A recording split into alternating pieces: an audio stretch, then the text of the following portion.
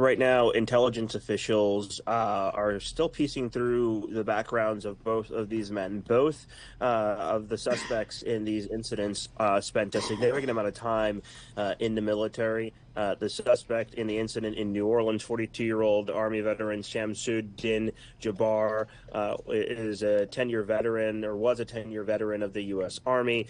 We know that the other suspect in the incident in Las Vegas, who Bloomberg is to identify in just a few moments here, also spent some time in special forces, was deployed to Germany, but most recently was living in Colorado. As of right now, investigators are trying to piece together what led up to all of this in both of these separate incidents. As it relates to New Orleans, investigators have a significant amount of details about that suspect. They were able to piece through his home in Houston, Texas. They were able to read a manifesto left behind about him that speaks a lot about personal issues he was dealing with and the reasons for the attack. In the attack in New Orleans, the suspect had an ISIS flag and it pointed to some self-radicalization, but it appears as though the suspect in that incident was going through some family troubles, had initially tried to plan an attack on his own family and instead decided to ram into a crowd of people on Bourbon Street, killing 15 people and injuring up to 35. Separate from that incident is the one that happened at Las Vegas, in Las Vegas at President-elect Donald Trump's hotel, the hotel he owns there. This suspect had a Cybertruck that he'd rented on the app Turo. It was packed with fireworks and with gasoline and some other materials and exploded just before 9 a.m. yesterday. Right now, the working theory is that these two attacks were not coordinated together and are separate from each other.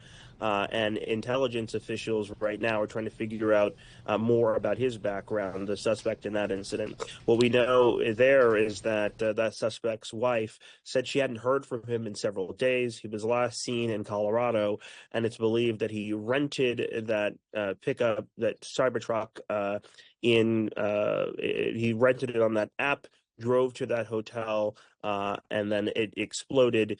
And then because of the technology of the Cybertruck, the sheriff said that they personally reached out to Tesla and that Elon Musk and his team actually unlocked the vehicle because when that explosion happened, the vehicle locked from the inside.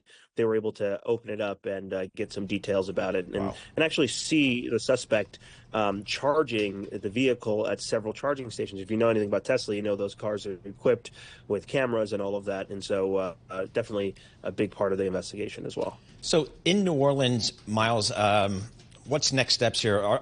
Are there, I guess, are there concerns that maybe the security wasn't adequate, or is the belief that, you know, it's really tough to defend against these kind of rogue individuals? Kind of how are they approaching it down there?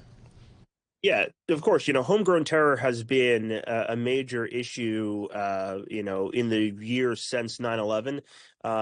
Specifically, the car ramming attacks have been top of mind for any counterterrorism or any intelligence official in the United States. In fact, in early December, about December 9th, the Department of Homeland Security sent out a memo about New Year's Eve celebration in Times Square, and there were worries about vehicle ramming attacks or worries about drones, worried about homegrown terror.